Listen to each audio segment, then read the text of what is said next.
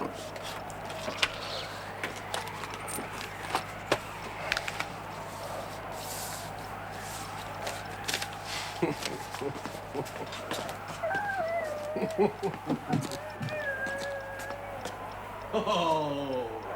at the churchyard opposite the nave, they've been busy with the friendly grave.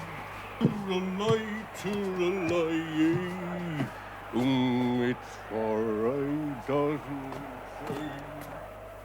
Oh, down the morgue there's another body dead. A winding street. Oh, no, where it's head. Tooralai, tooralai, tooralai.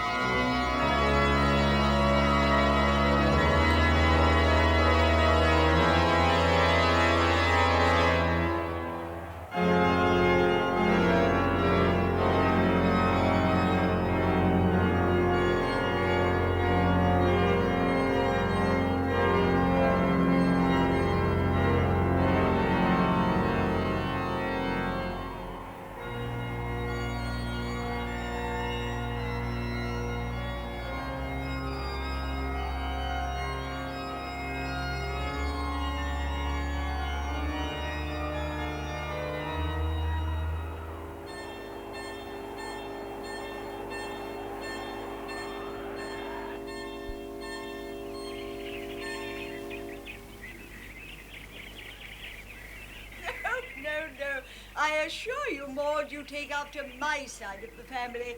We had all the looks, if not the brains. I should like to have a little of each, Lady Ilbert. Oh, how I wish you could stay longer. We so rarely have visitors at Knoll.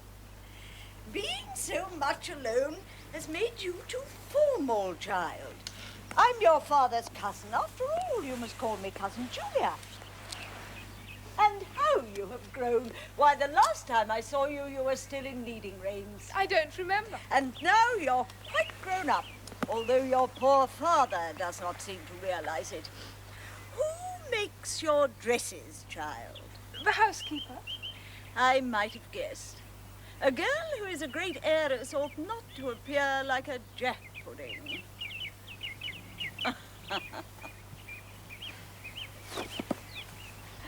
Cousin Julia, I fear my father must seem somewhat neglectful. He is forbidding at times. That is a trait of all the Ruthens.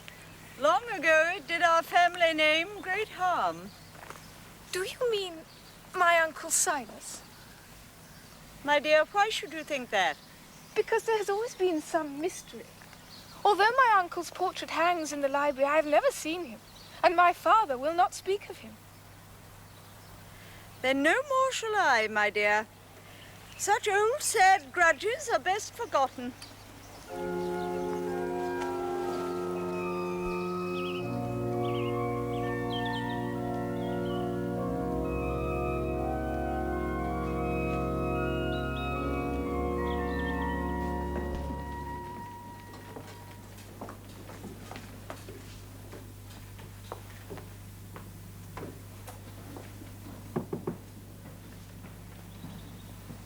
Cousin Julia has left, sir.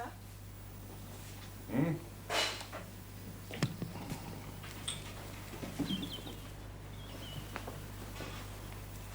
Father? Hmm? Why have I never seen my Uncle Silas? My dear child, why do you suddenly ask about your unfortunate uncle?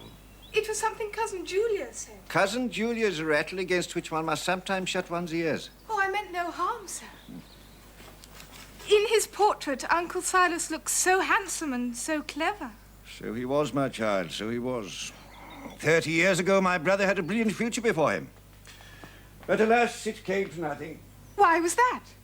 Maud, your Uncle Silas is a man of great talents, great faults, and has suffered great wrongs. His wrongs he resents, I believe, less than I do, but they are deep. Then I am truly sorry for him. You do well to say so, my child. One day you shall know him and understand him too, and how terribly villains have injured him. Sir, I am nearly grown up now. Will you not tell me the truth? The truth? I wish the whole world knew it and would believe it. My dear, you are right to remind me that you're no longer a child. Your life is only just beginning, while mine is drawing to its end. Maud, one day, quite soon perhaps, I shall be obliged to set out on a journey. Shall you be away long? I do not like to be left all alone. As time runs, it will not be very long. And I promise that you shall not be left all alone. I'm making certain arrangements. Dearest child, you will still be loved, cared for, and happy. No, Father. I shall not let you go. I love you far too much. This summons is one I cannot well refuse. Now, my dear, run along to your governess.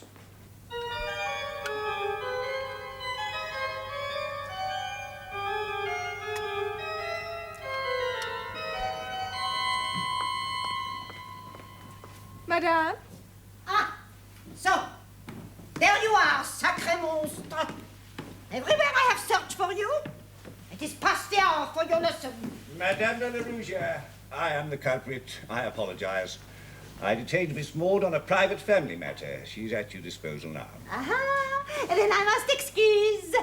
Naturellement, ma chère, you obey your so kind papa. You are forgive, ma petite. Alors, this afternoon, we forget our so boring lesson and make ourselves une petite promenade. You will like that, dear child? If you wish, madame. Mais certainement, I do so wish. Alors, vite, vite. Go, fetch your coat and bonnet.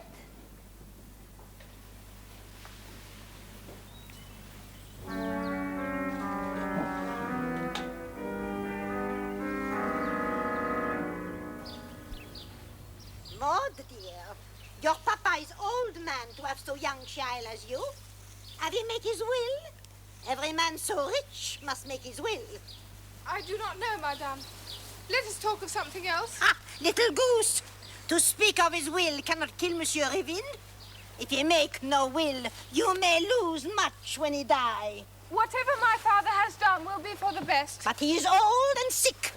Come, put it your tête. You know. Tell me, or I break your finger. No, madame, you're hurting. Tell! I don't know. Alors, what for you cry?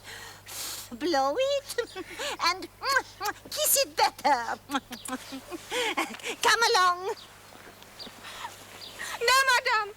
I don't want to go down there. It leads to the graveyard. Alors, you will do as I say.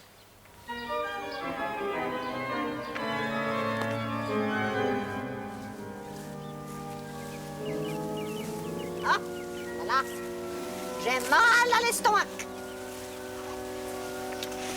Time for my medicine. Pauvre madame. Nobody care. Nobody care. Please, madame, I would like to go back. You're afraid because your poor maman is buried here? Oh, afraid of your poor maman. Honte.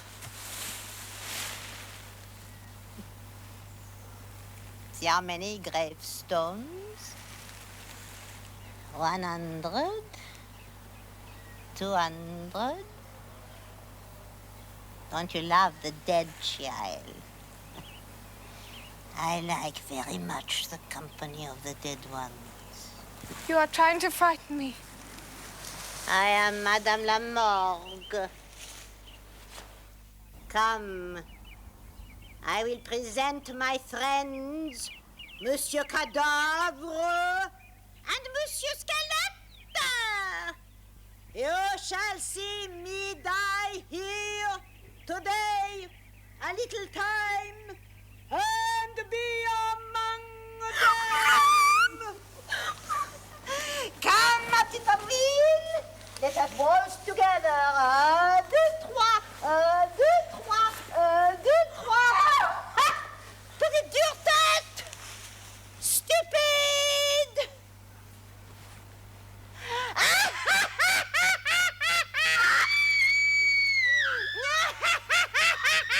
Madame will catch you! Madame will catch you!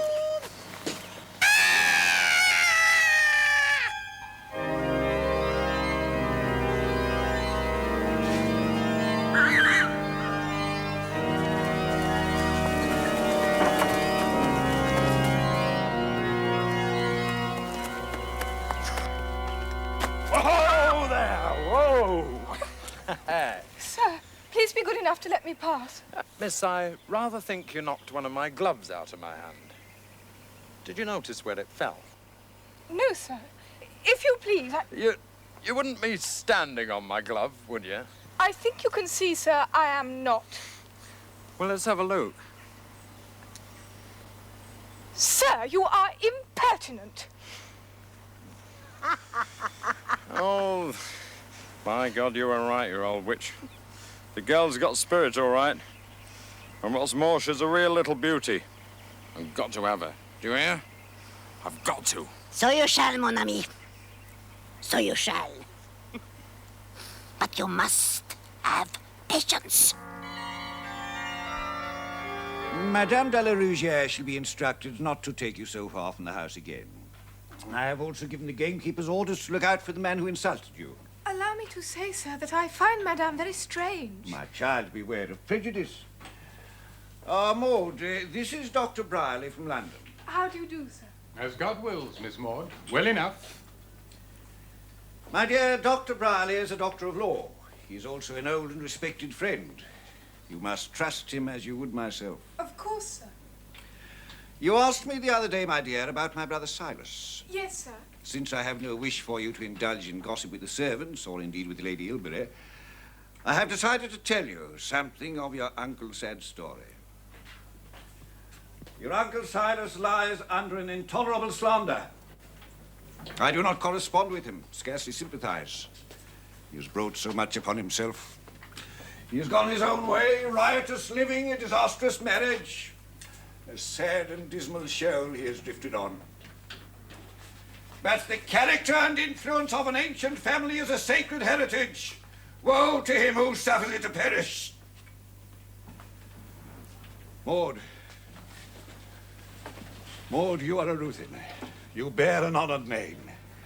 Would you not make some sacrifice to restore the honor of your family? Yes, indeed. It may cost you something, but will you take that risk? You know, sir, I would do anything you bid me. Well said, my child. Brierley, you are our witness. Together we will leave one proof on record which shall convince the slanderous world at last. Good night, my child. Father. I have some urgent business with Dr. Brierley. Good night, sir. Good night, Dr. Brierley. Brierley, tell me, do you think that the child will understand? I do not know your daughter, Mr. Ruthin, but I am disposed to doubt it. You do not agree with my decision? Sir, as your legal advisor, it behoves me simply to carry out your instructions. That is no answer to my question. Is Miss Maud aware of the full history of her Uncle Silas? No, sir, she is not. Then ought she not now to be told? Told? Told what? The lies, the rumors, the calumnies? What more is there to tell? And you would risk your daughter's happiness in order to restore his good name. I was unjust, my brother Silas. I might have done more to right a great wrong. I must still attempt it, even from beyond the grave.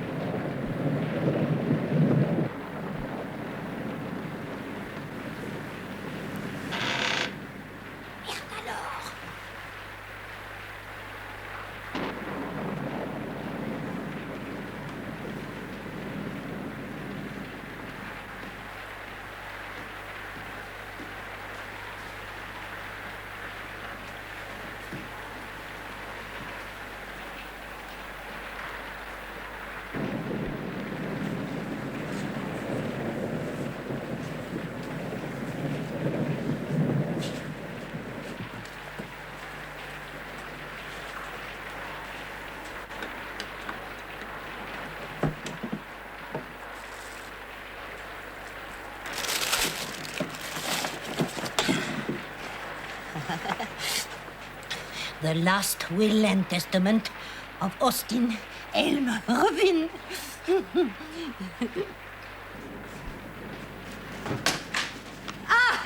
Petite espionne! Madame will punish you to follow her! Woman, what are you at? Oh, monsieur, how you startle me. No doubt you do, madame. What are you doing here? Monsieur Rubin, I can explain. There can be no excuse, no explanation. Oh, quel scandale! I am insult. Monsieur, I hear one noise, I look, the bureau is open, I seize the coat of Miss Maud. I think I have surprised a burglar.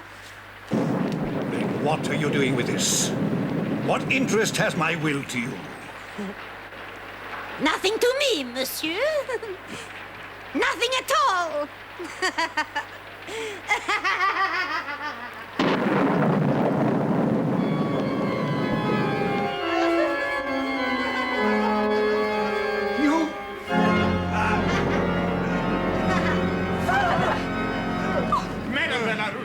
You will pack your baggage at once and go. Alors, sur le bon Dieu, punish the calomniateur of an innocent female. Woman, you will leave this house at once. Avec grand plaisir, Ali. I not wish to stay in this sodal house with such stupid person. You, petite menteuse, liar, I know you. You follow me, spy on me, but I may promise that one day you shall be sorry. Madame will catch you in the end! Brother, for God's sake, the will. It's all in order, sir. Oh, brother.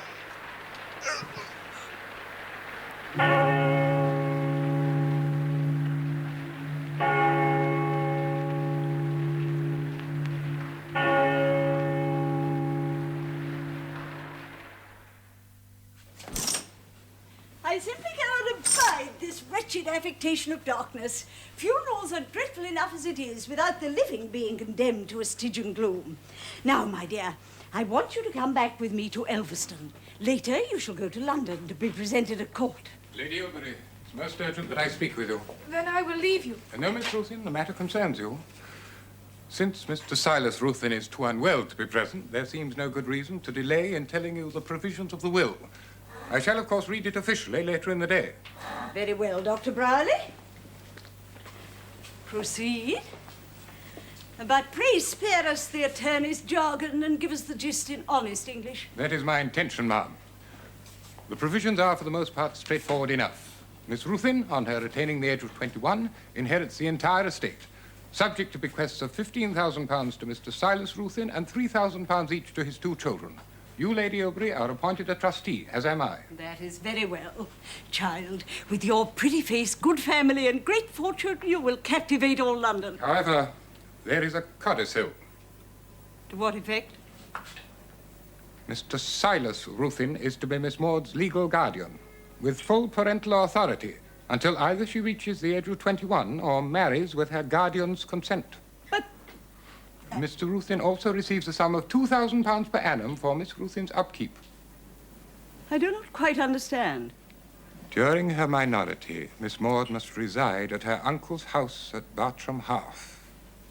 Silas, that is out of the question. It was my father's wish. Dear Bartram is a ruin miles from anywhere. Silas Ruthven is old, sick, disgraced. No one will visit there. Nor are there any fit companions for a young lady of family. There must be my cousins. Oh.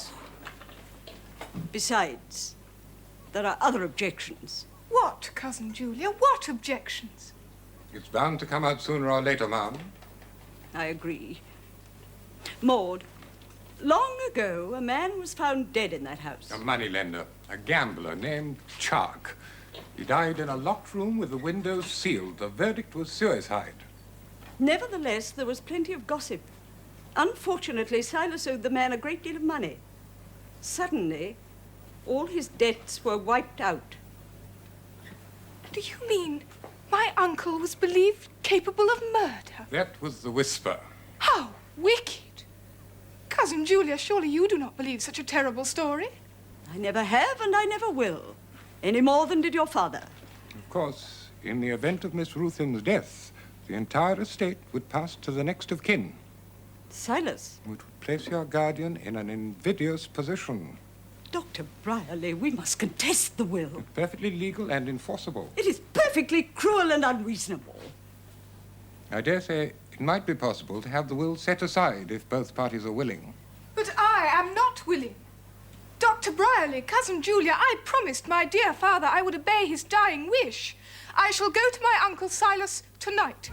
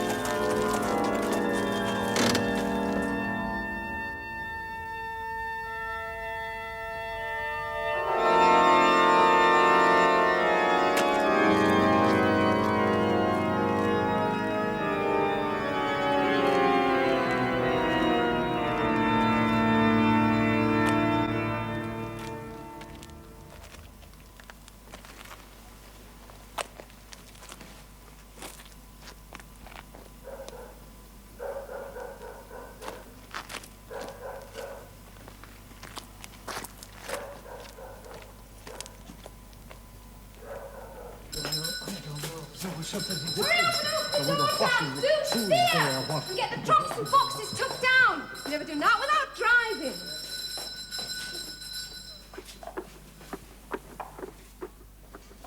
You must be my cousin Maud. Oh! Oh, you're tired a bit, I warrant. How do you do, Millicent? Is your father in a fit state to receive us? Well, he's just taking his medicine, do you see, ma'am? And He's still in the habit of taking draughts of laudanum. Oh, bless you, ma'am. He's seldom without it.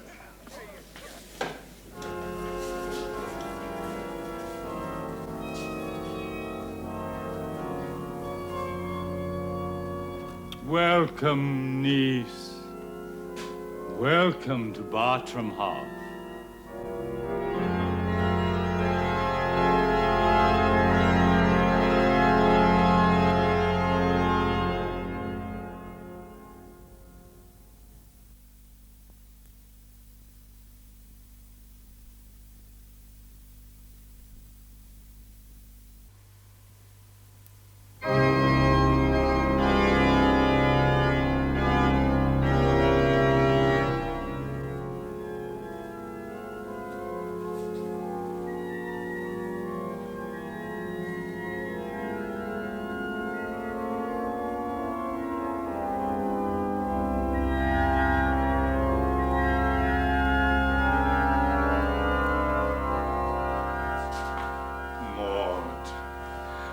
poor, dear, bereaved child.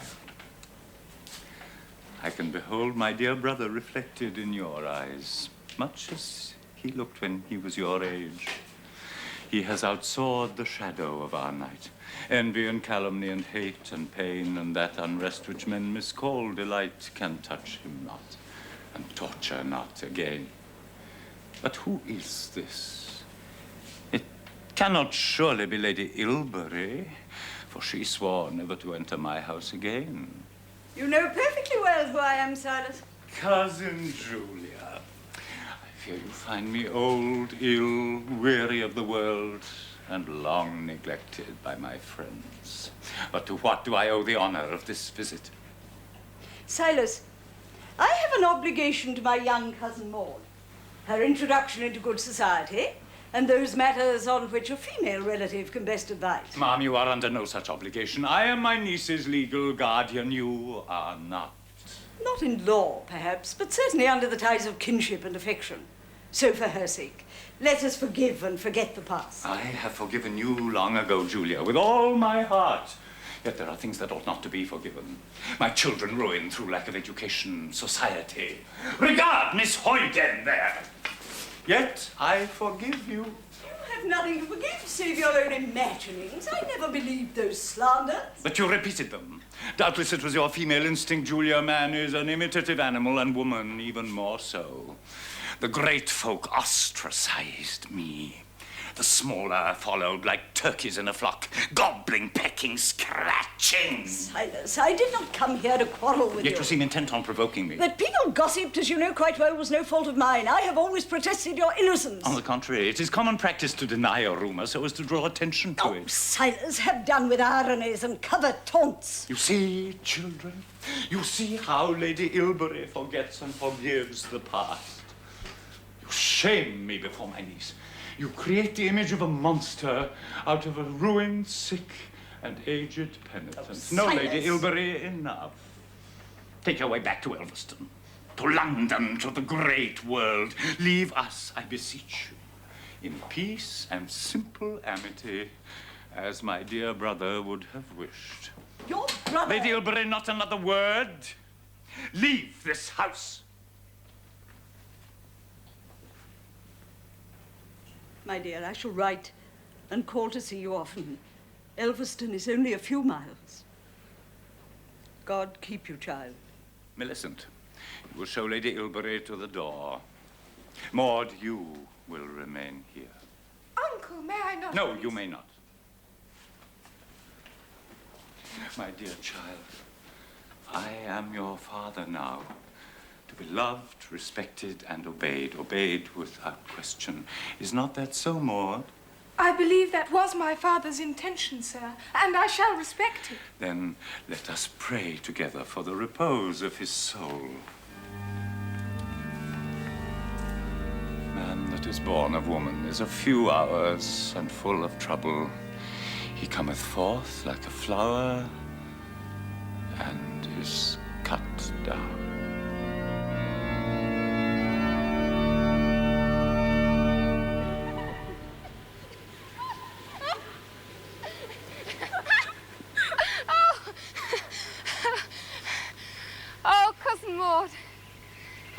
You've come to live at Bartram. I've been very lonely living in this great empty house, with no friends, nobody even to talk to. Except my Uncle Silas. Oh, the governor doesn't talk. Only when he teases me and makes me cry. Well, then you ought to try to talk to him, Millie dear. But that would be a terrible liberty. I'm very much afraid of the governor. Really, Millie, you do exaggerate so. I don't know what to think. Where shall we go now? Wherever you like. From my bedroom window, I can see a village. Oh, that'll be Feltram. But we're not supposed to go there. Millie, what's that tower? Oh, it's never used. The governor keeps it locked up. Why is that, do you suppose?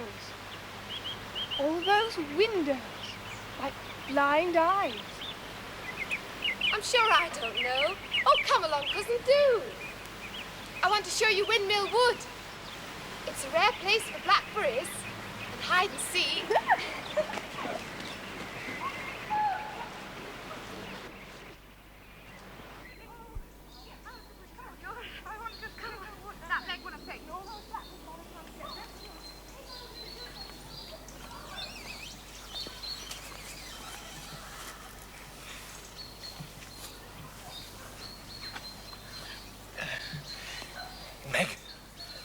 somebody coming? Nobody's matters.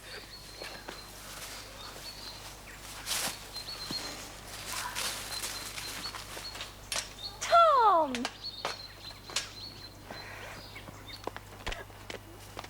Hey there, miss. You can't come through here. Is this not part of Mr. Silas Ruthin's estate? It be that. Meg, this is my cousin, Miss Rutherland Hole. Bill, the same as she'd be the Queen of England. She don't go by when Mr. Silas says no. I'm sure there must be some mistake. I will speak to my uncle. After all, we are not prisoners.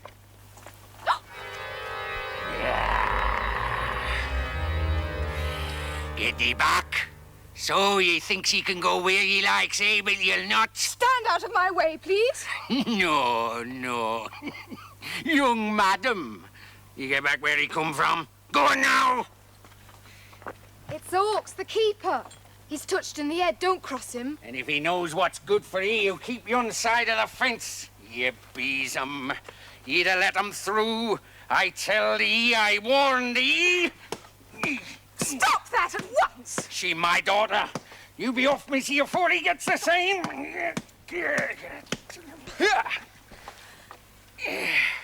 Dammy. My uncle shall hear of this. Mr. Silas? He won't take no notice of a bit of a girl. Be that as it may, I shall not forget you. Your name is Hawks, is it not? Aye. What's that to you? When I come of age, this property will belong to me. If I hear that you have ever raised a hand against your daughter, I shall see you lose your place. Now, Hawks, be off with you.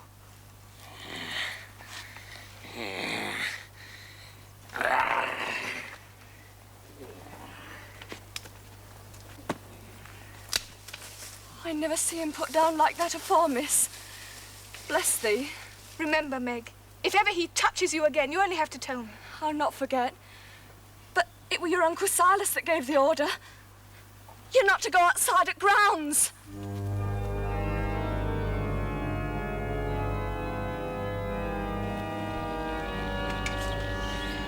Oh, my poor child, I assure you I gave no such instructions. You are free to go anywhere within reason. Thank you, Uncle Silas. Except, if you please, the village. Oh? Yes, yet I'm ashamed for the reason. What is that, sir? You are my niece. Do you know what that means, child? You will be stared at. You will progress through a sibilation of whispers, rumors, and lies. Now, do you understand? My father hoped that my presence here would silence your enemies. Oh, poor Austin. He was a saint. Alas, he knew little of the world, its cruelties and deceits. I have suffered them. I raged, impotent, and at last submitted meekly to indignity and injustice. Each night I pray that my beloved niece, who has become more than a daughter to me, will be spared that humiliation that has so long been mine. Dear Uncle Silas.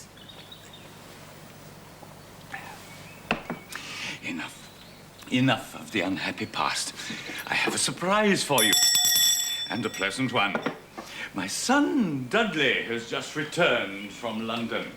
As fine a fellow as any father could wish. Naturally, since his father is made an outcast, he lacks instruction, manners, good society, but the material is there, my dear Maud. The material for a perfect English gentleman, as I'm sure you will readily agree. Maud, this is my son, your cousin, Dudley. Cousin Maud? How do you do? Well, sir, where's your gallantry? Kiss your cousin. Sir, I have seen this gentleman before. Indeed. I encountered him one day at No. I've never been there in my life. I am certain you have not, poor lad. My dear brother did not trouble me or mine with his hospitality. Nevertheless, sir, I did see him. Well, you're mistaken, Cousin Maud. I can swear I've never set eyes on you before. I'd surely remember.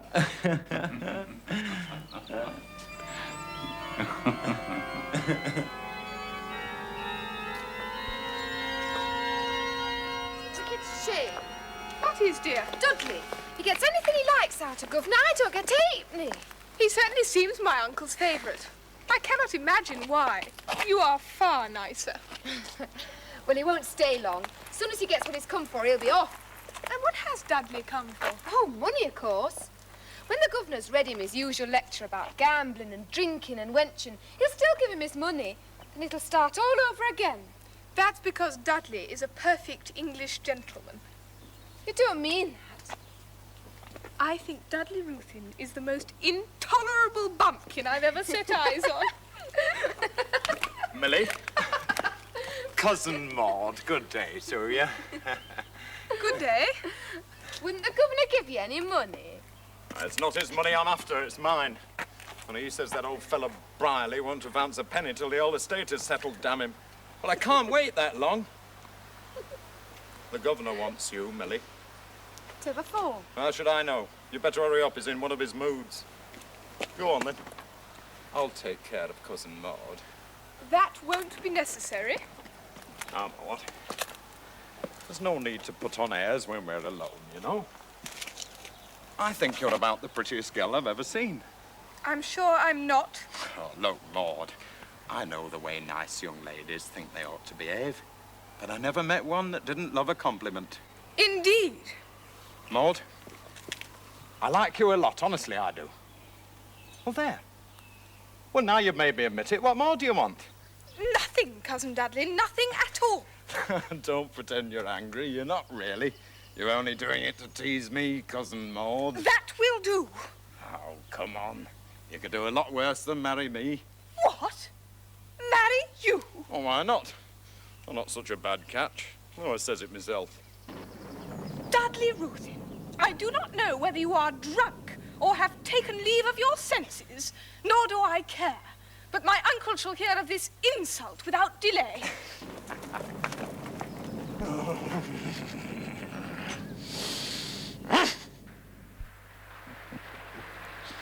Marry you? And is that all the substance of your complaint? But surely it is enough. He must know I could not think of marrying him. My child, you should consult your looking glass. There you will see that you yourself are to blame. The poor fellow is young, ignorant, and in love. We must not be too hard on a romantic young fool who talks according to his folly. And yet, is it such folly after? My dear Maud, it really strikes me that the subject may be worth a second thought. But No, sir... no. Do not refuse to hear me out. I fully realize you fancy you dislike him now. But Dudley has many admirable qualities, my dear. Looks, courage, honor, and not least the Ruthven blood, which is the purest, I maintain, in all England. No, Uncle Silas, forgive me, but I could never marry Dudley. Well, if you refuse, there's an end of it. The poor boy will, of course, have to leave home and never see his sorrowing father more. Maud, I beg you to consider. Uncle No, Silas. no, do not answer now. In a week or so, I will ask you for your decision. But remember, my child, your refusal will condemn us both.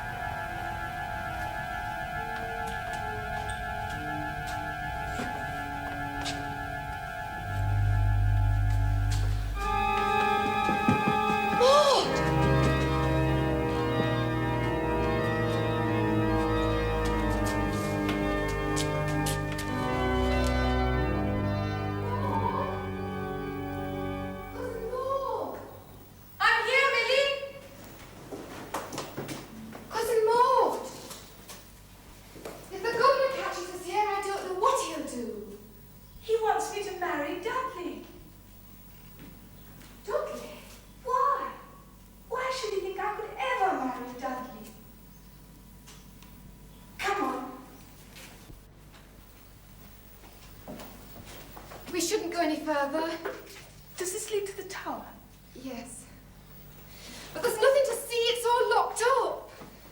Let's see. Oh, Maud, come back. What are you afraid of, Millie? I'm not afraid. Well, come on, then.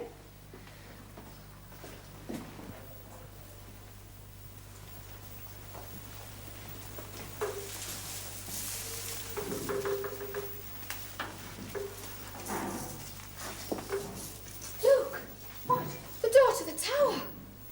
It's open. It's always kept locked. Maud!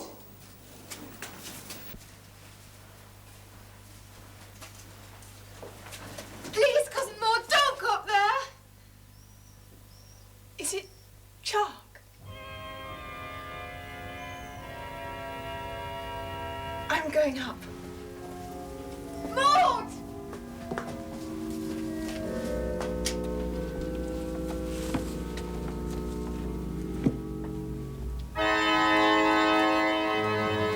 Look. These must be the windows we saw from across the lake. Yes, that's right. Ooh, what an awful place. Millie, can you hear it? Hear what? The silence. It's quite terrifying. Look! Isn't that a blood stain? Oh, no, Maud, you shouldn't say such things. Can't you just see it all? Poor man Chark's body lying there on the bed. And poor Uncle Silas standing there innocent, yet accused. Oh, please, Cousin Maud, come away. I'm frightened. Please come down.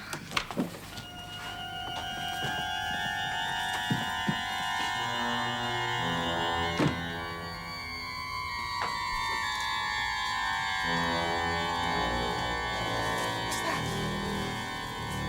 I didn't see anything.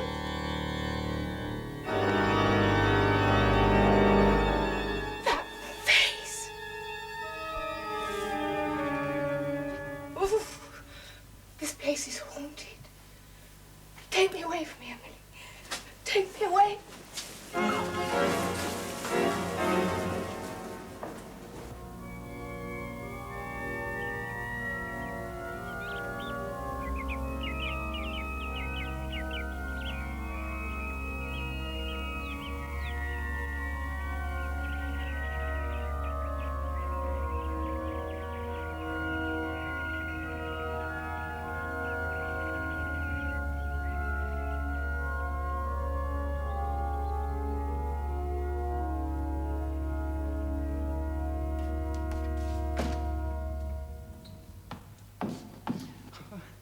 Oh, where are you going, Miss Maud? To see my uncle.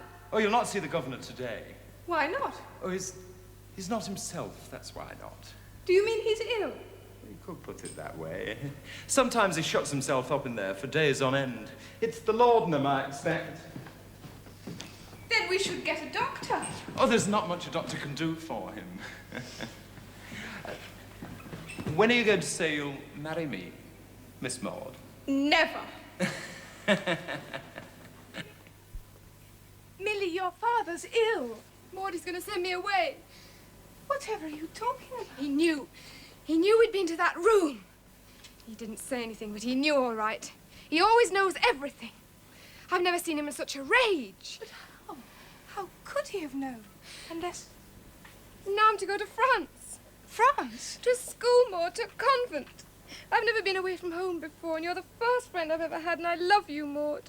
And I'm to be taken away from you. Perhaps it is for the best, Millie. You'll soon make new friends. But what about you, Maud? You'll be quite alone here.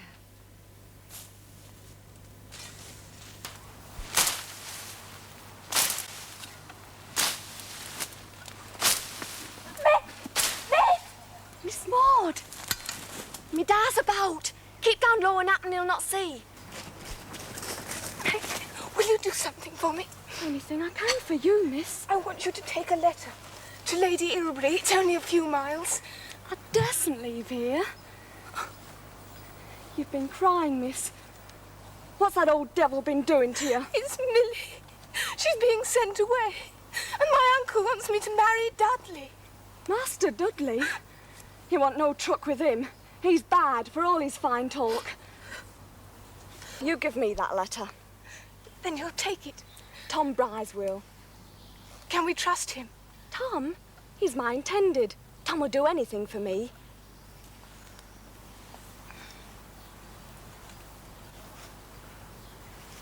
Lady Ilbury will get your letter, have no fear.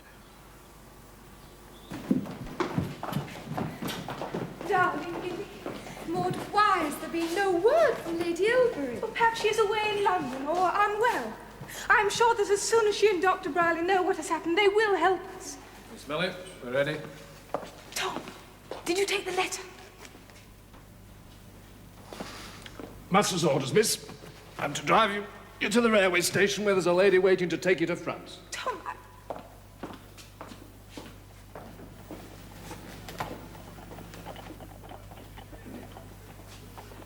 Since there is no help for it, go quickly, dear.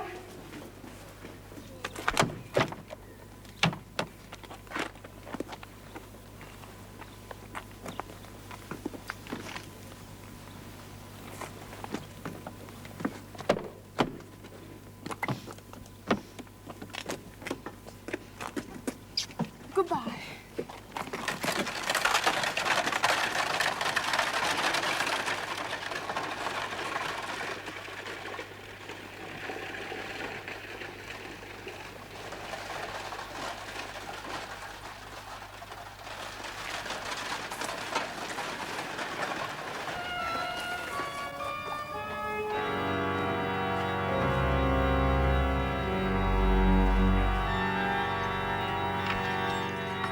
Maud.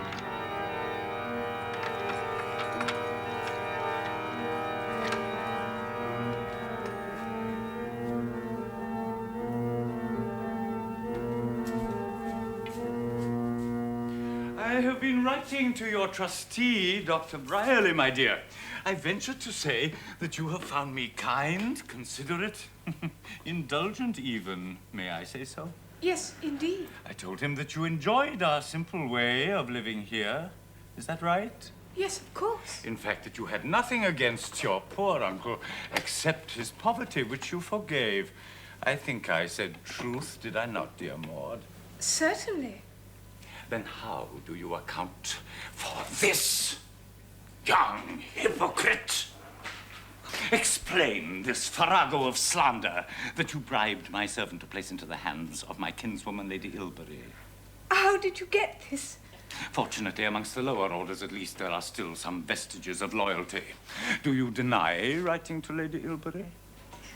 No.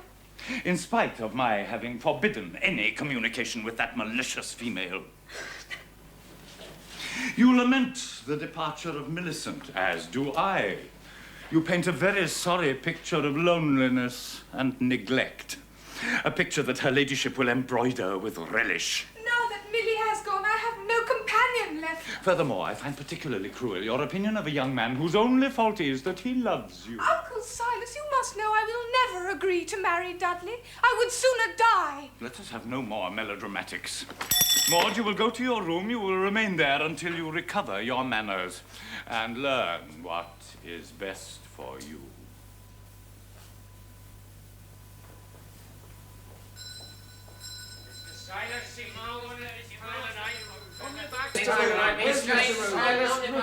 No one at this time of night. Come ye back. Giles, what is this intolerable altercation? Are you one Silas Ruthin?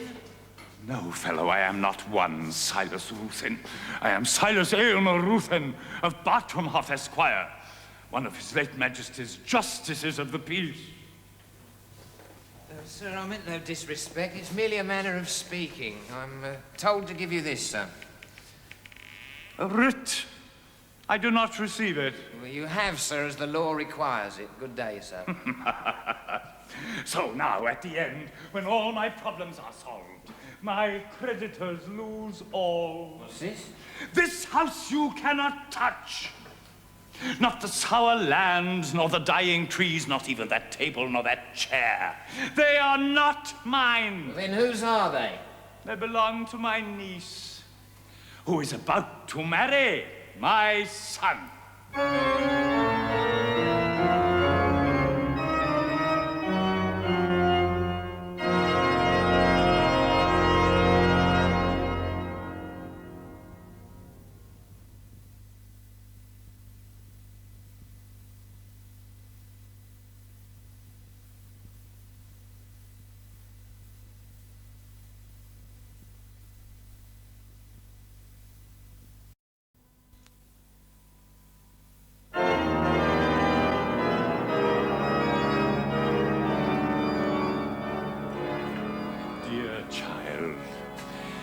Ample time for reflection, surely.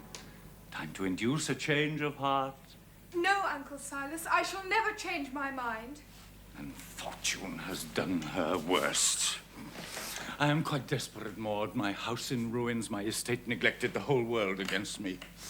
Yet this old hectic, this epileptic, this ancient spectre of wrongs and calumnies and follies had still one hope.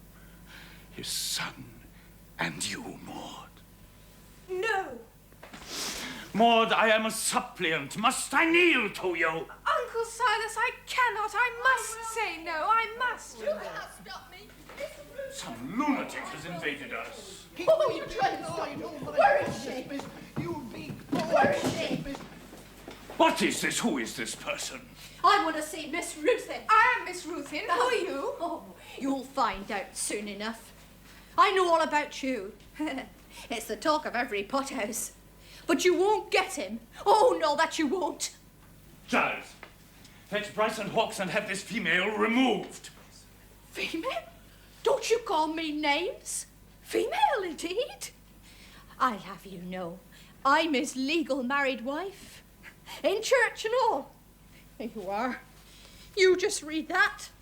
Fuck. It stinks of stale beer and tobacco. Listen, Miss, would you not come out? Take your answer. You read this, Maud. I cannot. Marriage. On Tuesday, August the 17th, 1843, at Leatherwig, by the Reverend Arthur Hughes. Go on. Go on. Dudley Aylmer Ruthin, only son and heir of Silas Ruthin, Esquire of Bartram Half, to Sarah Matilda, daughter of John Mangles. Mangles. And you, I presume, are that young person? Oh, yes, sir. If it please you, sir. Please me? No, madam, no, it does not please me at all. Giles, Mr. Dudley is in the house. Fetch him. Am I to understand that you seriously claim to have married my son? I'm his wife. Right enough. Only done above board in the church in front of witnesses. all this caterwauling. Oh, my God. Dudley? Dearest, you tell them. Tell them I'm your wife. They don't believe me. Well, sir, well. Tell us, are you married to this person? In a way. Are you or are you not? Yes or no? Well, I suppose I am. Yes, I am. There, I told you. You shut your mouth, Sarah. You tricked me into this marriage. Now you got me. There's an end on it. Admirably put, Dudley. You make a very pretty pair. I congratulate you on your selection of a bride as vulgar, stupid, and penniless as yourself. Well, I want the first in the family to marry beneath me. You scoundrel, I will You not don't try that with me, old fellow. I'll not bear that even from you. Stick to your wicked tongue.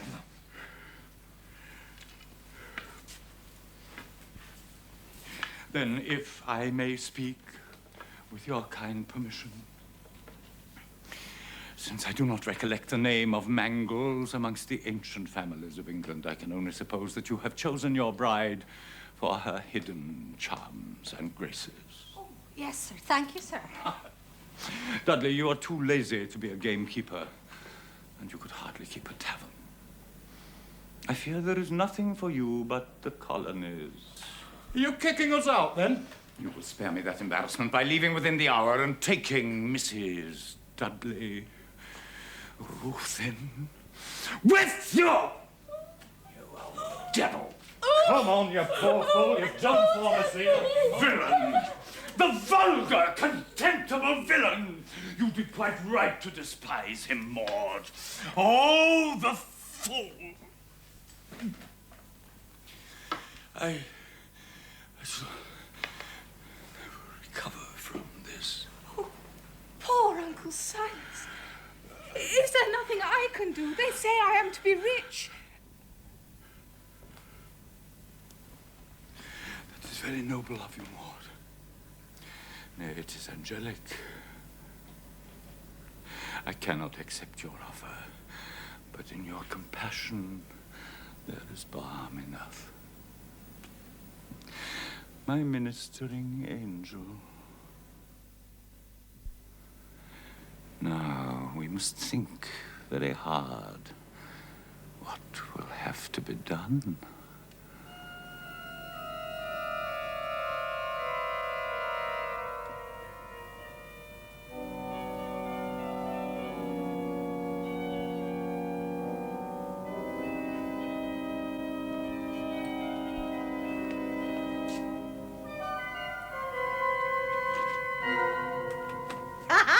Miss Maud! Quelle surprise, hein? Oh, she cannot speak. She have such joy to see Madame again. N'est-ce pas, ma petite babouine? Madame de la Rouge, how long have you been here at Bartram? 2 weeks, maybe 3. So it was you I saw. I cannot imagine why you should conceal yourself. I have not concealed myself, mademoiselle. I have acted precisely as I have been ordered by your uncle. He's afraid to be interrupted by his creditors. Alors, everything has to be done very quietly.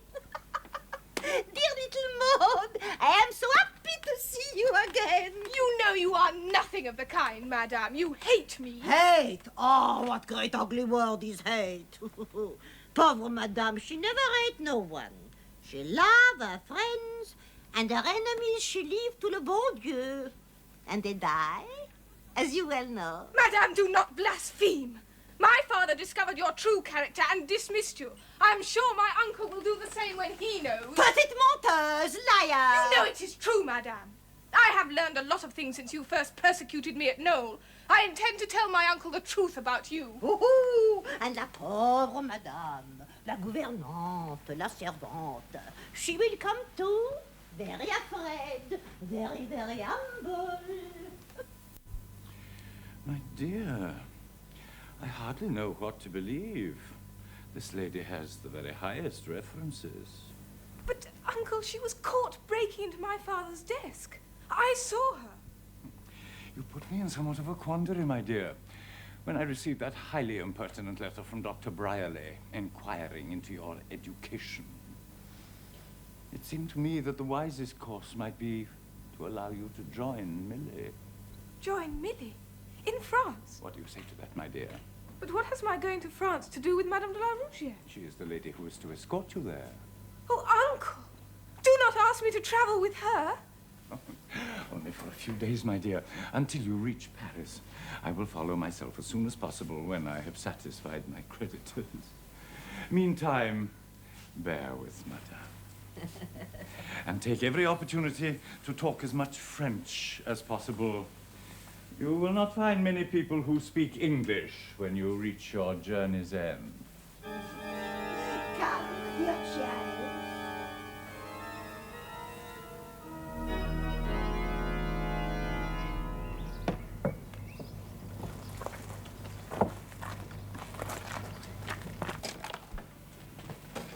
Fair stands the wind for France. Farewell, dear niece. Godspeed. Goodbye, Uncle.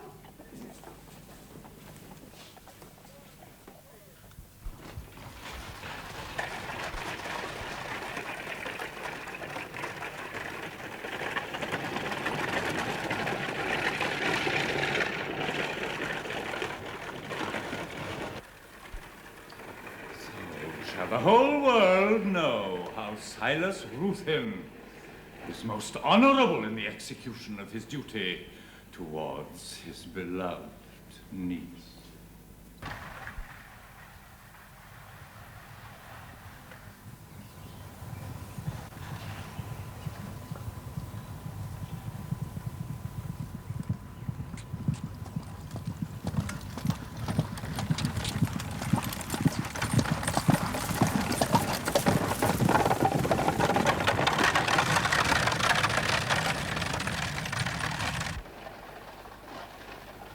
Maud, are you ever grateful? I hope so, madame. Tell me, ma petite, you like so much to go to France? It is what my uncle feels is for the best. Would you not prefer if I bring you instead to Lady Ilbury and place you in her charge? That is impossible without my uncle's consent. Oh, he will never consent, child. But I am very interested for you.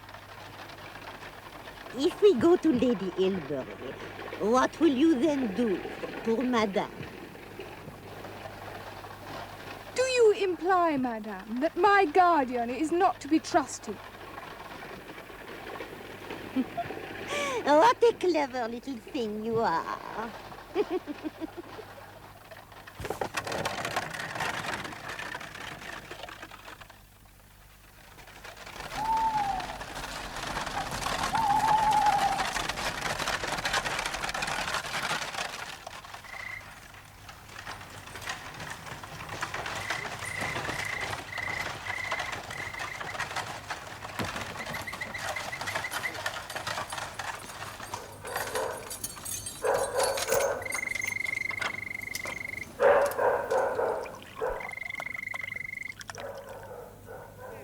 Thank you, madame.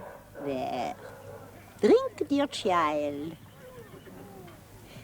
To travel, it always makes one to have the thirst.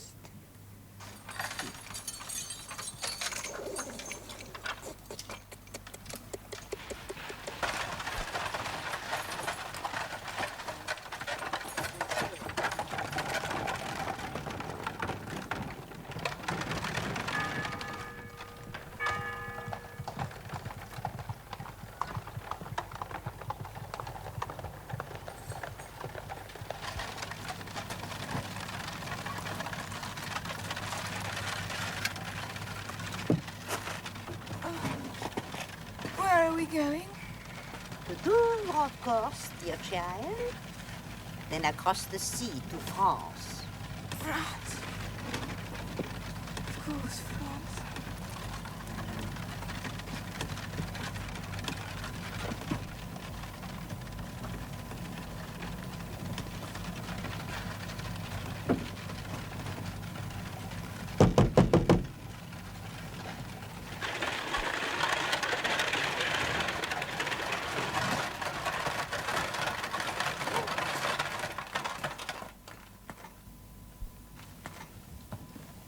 Wake up, Miss Maud.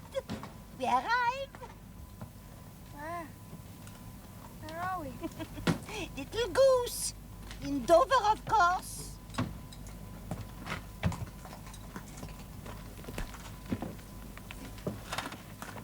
What is this place? The hotel. Come. But there is nobody about. It's late. Allons, ma chère. I know the way. Here is your bedroom, dear child. You must rest after your so tiring journey. Madame? Qu'est-ce qu'il y a? This isn't a hotel. I'm not in Dover. I'm back at the bathroom. This is the room where Chalk died. Why have you brought me here? Patience, Maud. In so little time, you will learn everything. My journey from here was a deception. I was seen to leave. No one saw my return. You mean to murder me? I will bring the supper. No! Je reviens tout de suite. Madame! Madame!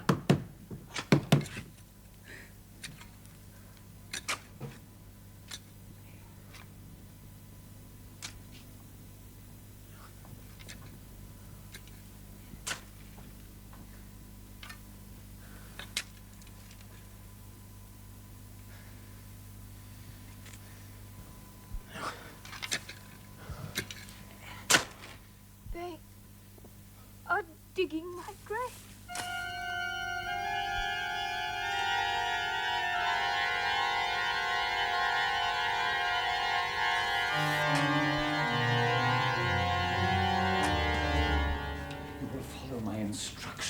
Dudley, or lose your inheritance. She'll not cry out, will she? I'll not go through with it if she screams. I promise you, when the girl has drunk this, she will sleep most soundly and never wake again.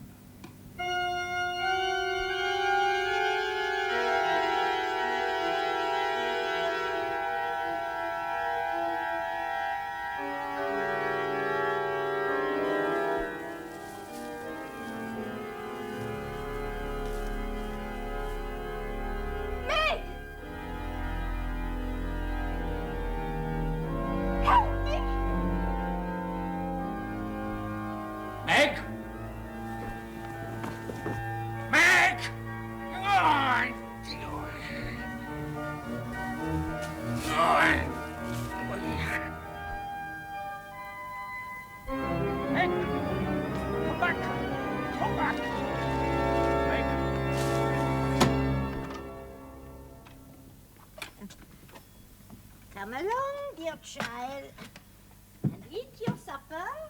No. But you have eaten nothing all day. I cannot eat anything. Allons, petite Maud, try. Just a little. Non? Eh bien, tant mieux pour moi. All the better for me. I have great hunger, great thirst. Madame de la Rougière, help me, I beg you. Help me to escape from here. Pourquoi, petite menteuse? Only unlock the door. I will find my way to Lady Ilbury. She will reward you. But, ma chère, you do not understand. I have pleasure to watch you suffer. You cannot be so cruel. No. Have you forgot how you hunt me from your house like a dog? Maintenant, petite traîtresse, it is your turn to suffer.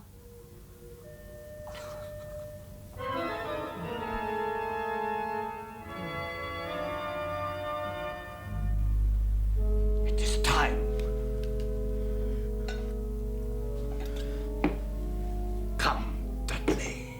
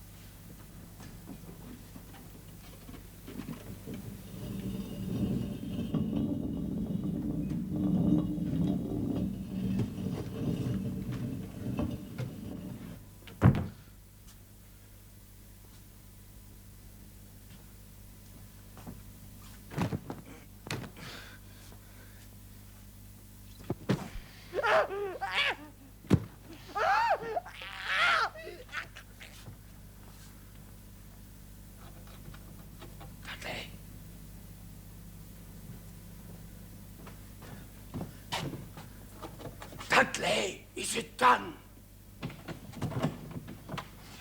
She screamed. You damnable old liar. I told you I'd never do it. She'd screamed. Nevertheless, Dudley, you have done it. You have murdered your cousin. I could have loved her if she had let me. Oh, miserable self-pity. You will be the gainer. I have not long to live. You will enjoy your inheritance. I'll not touch it. I'll have my hand off first. I'm going. You will stay here and help Hawks to bury the body. Then you may go to the devil. I never want to see your face again. You ruined my life. I'll leave the way I come in. The way you left the night you murdered Shark. Dudley! I command you, come back here. You'll never see my face again. Come back. My son!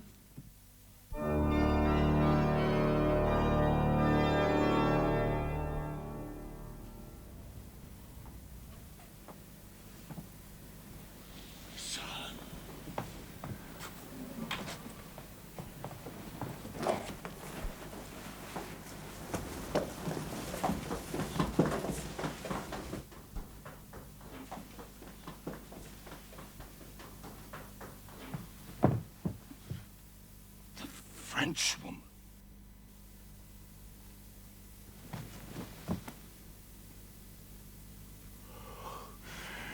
Then the brat is still alive. She must be caught, or everything is lost. Hawks! Hawks! Hawks!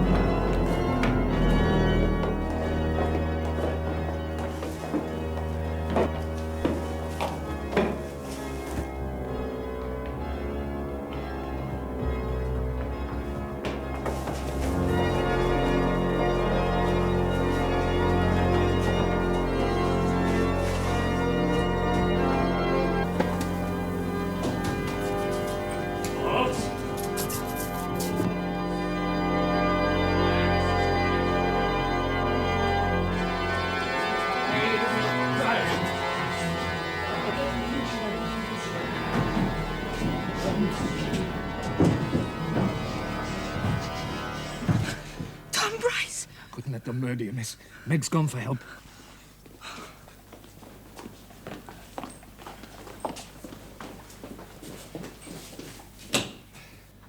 I'll hold him back if need be.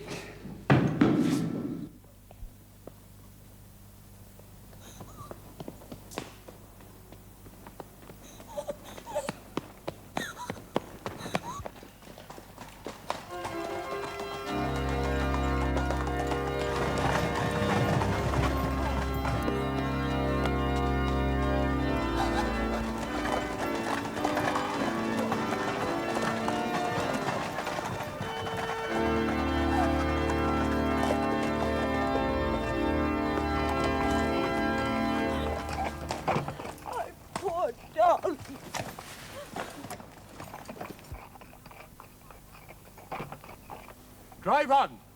Go on.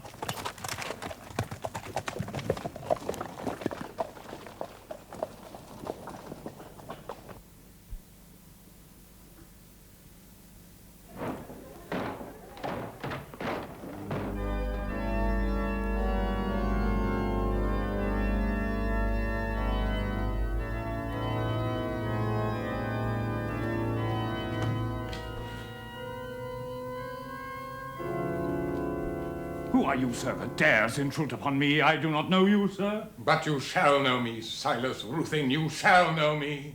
I believe I recognize you now. Dark clothes, dark eyes, dark visage. You are the harbinger of death. Of justice, Silas Ruthin. Are not the ways of Providence inscrutable? I kept aloof from the world. I asked little from my fellow men. Respect and peace for my remaining years. But now my son lies dead. My ruin is complete. My enemies have triumphed. I have drunk the bitter cup